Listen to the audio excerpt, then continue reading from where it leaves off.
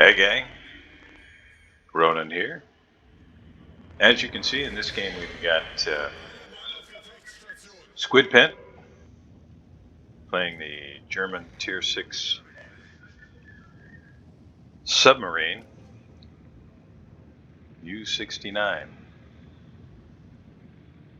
Divisioned with him is SirHamer, also in the U-69. I was reading yesterday that this is on the World of Warships developers blog, or dev blog, that they're going to be changing up the way the torpedoes on these things work, and also the way the spotting and detection and such on this ship, or these ships, work. And I think that's a really, really good change, because the way that they are right now is just straight up broken. They can spot, dive underwater if they're detected. Basically, if somebody is careful and knows what they're doing, these things are the perfect spotting machine, and they can get away without a scratch. And the torpedoes, the whole ping system and bypassing torpedo protection, etc., and hits automatically being a citadel if you get a double ping. All of that to me is just, it's just crazy. I think it's one more example of wargaming wanting to roll something out in a kind of a hyper-tuned state to get people interested, and then dialing it back. I don't think it's a good model myself, not if quality game is your goal, but I think many of us know that although I'm sure there are people working with wargaming who want this game to be top-notch, and just in terms of the game itself, I think the suits that are in charge often kind of dictate what happens, at least in the short term. And you know, for those people, I think it's all about selling premiums and premium time. And so, you know, I think they feel like they need a hook. And when you hypertune an entire ship type on rollout,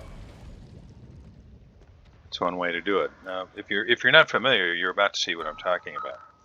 Torpedoes are already in the water. They're not really aimed at anything.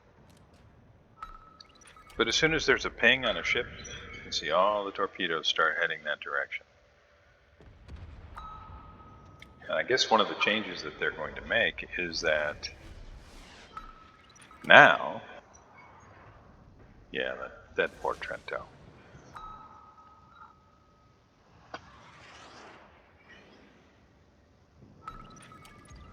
Now, if you are using pings, it's not going to be bypassing torpedo protection, etc. There'll be two different ways to launch your torps. One is homing, and the other is not. And if you're using homing, you're even if you get a hit, it's not going to be as effective. And I think that's a fair trade-off, because the way that it is right now, I mean, that poor Trento never had a chance. And we're going to see the same thing here. Torpedoes are in the water. There's the ping. There's going to be a second ping. And you'll just see the torpedoes head straight that direction.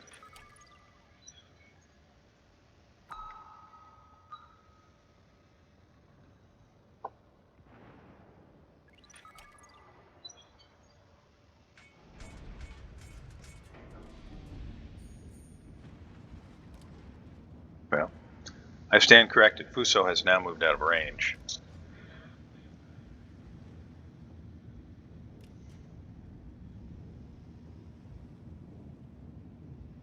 But that's really your only defense in a battleship, the way that subs are set up right now. This Trento is probably in big trouble too. Yeah. So, good guys are down 3 ships, bad guys are only down 1. There are CVs in the game, but friendly CV seems to be working primarily the center and south end of the map. So Squid decides to head south following SirHamer.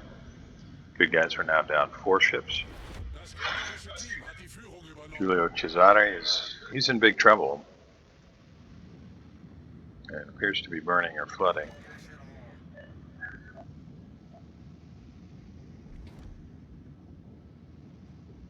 And down he goes to SirHamer's torpedoes. And the Reds are now down 2 ships.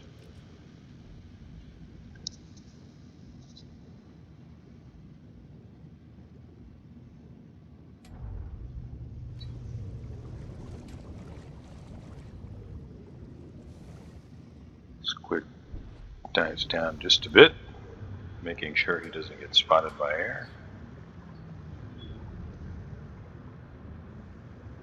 You can see his battery power indicator dropping. But that's another thing that the div blog says they're going to be working on, is the amount of time that a sub can spend underwater. As it is right now, especially at the higher tiers. When a sub can spend half the game underwater, a lot of games don't last 8-10 minutes. Sub can stay underwater and invisible pretty much the entire match.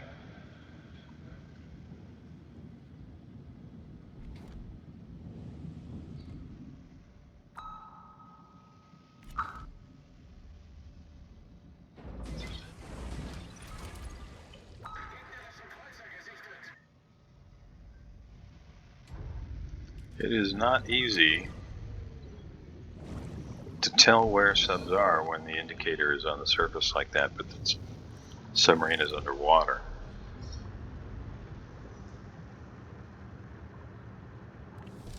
Not easy at all.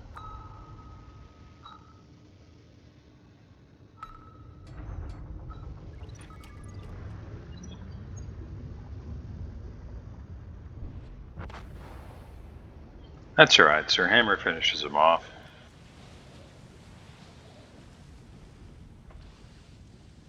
And the Red CV seems to be pretty busy with the Nürnberg.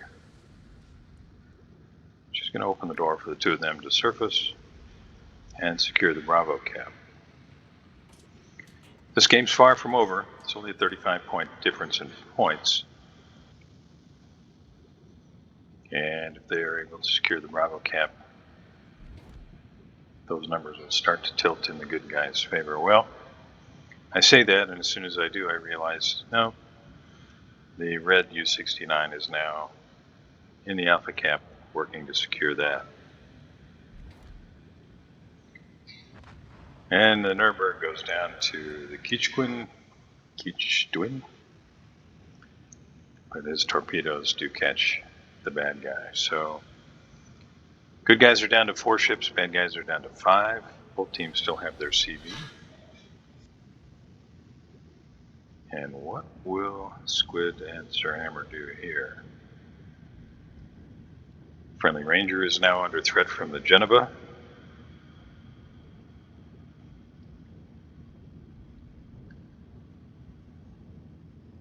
Ranger really should be coming to starboard, trying to get that island between himself and the Geneva. And the enemy U-69 takes out Derflinger.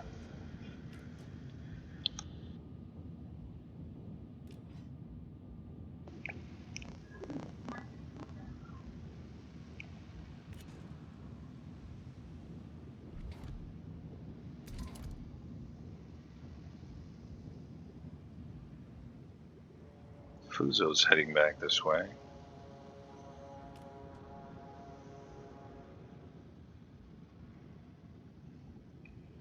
Another thing I'd like to see them address with submarines is the speed. I mean, it's running just shy of 26 knots. That is crazy. And subs can still move pretty fast underwater as well.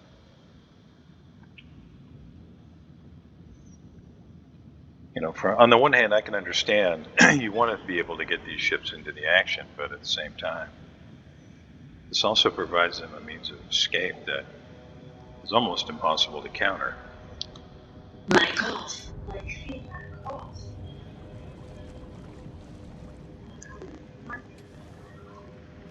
aircraft overhead, so Squid just dives to avoid being seen. That U-69 is out here for sure.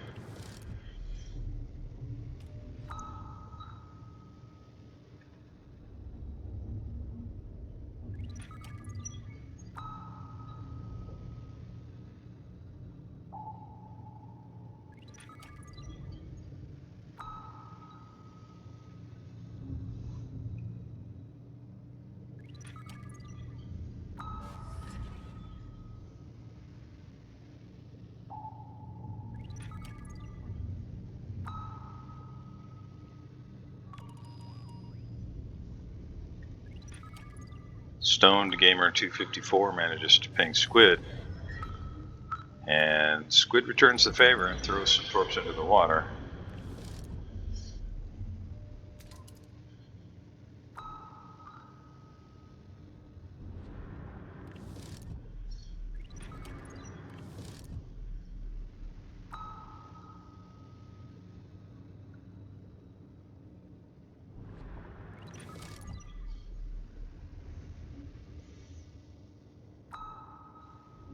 Meanwhile, SirHamer at the other side of the map is hunting a Hawkins and a Fuso.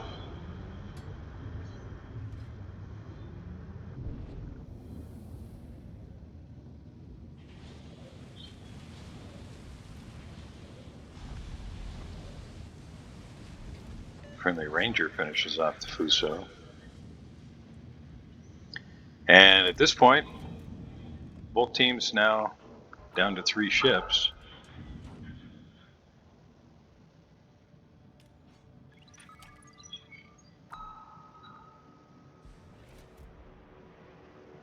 About to be air spotted.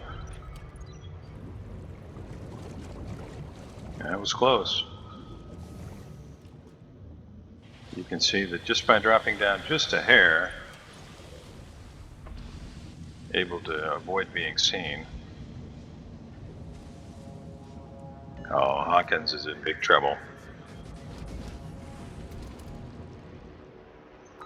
Really no way for him to avoid getting blapped here.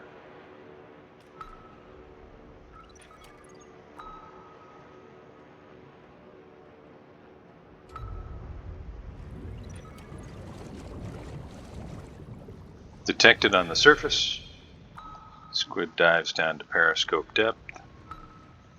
But he's done all he needs to. Those torpedoes are on track.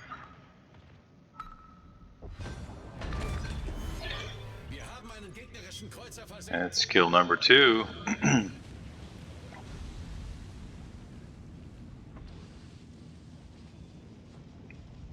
And now working to flip the alpha cap.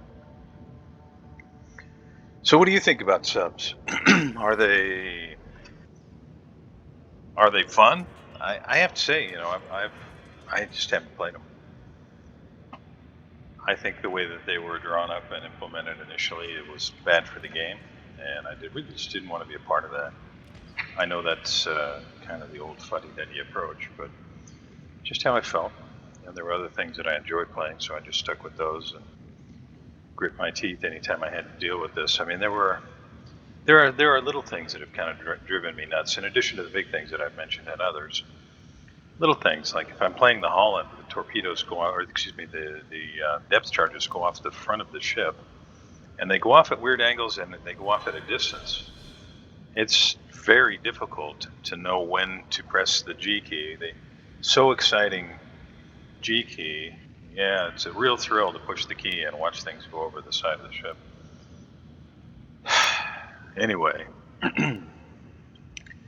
on the Holland, they launch from the front of the ship. So you can't really detect the ship at the time that you should be pressing the G key to start getting your depth charges in the water. You know, if you're running straight at it and your depth charges are going off the back of the ship, you can detect it, press the G key, and as you run over it or near it, your depth charges are going in the water. But when your depth charges launch from the front of the ship and they launch some distance away from your ship, by the time you see the submarine, by the time you're able to detect the submarine, you're already too close for those things to do you any good. And then there's the whole idea of submarines in the current iteration. If someone knows what they're doing, if they're good with the ship type, being essentially able to remain invisible and do devastating damage. Now, we've all seen the potatoes that just kind of rush in with their subs and get blapped, but if somebody really knows how to play the ship type, they're going to rarely be seen, and it's not easy to finish them off. And I think most of us have encountered that as well. So anytime there's a ship type that, if played reasonably well, doesn't really have any counterplay,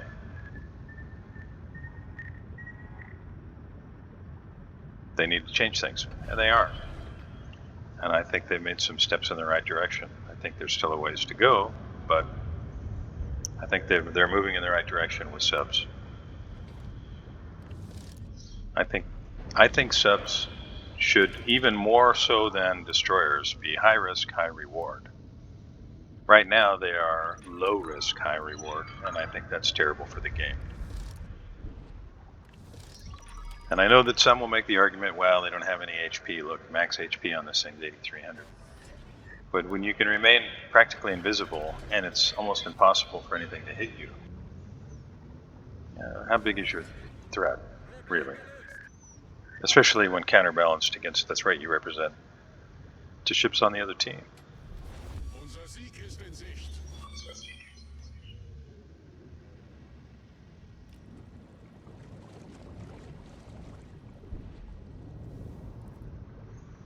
And both these guys playing cat and mouse. This is just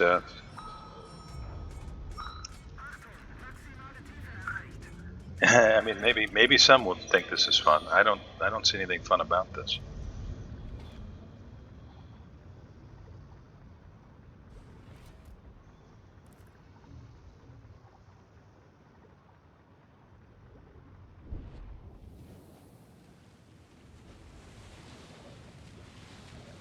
Looks like the Stoned Gamer 254 probably ran out of battery power. And that's going to be the end for him. Thanks for watching. See you next time.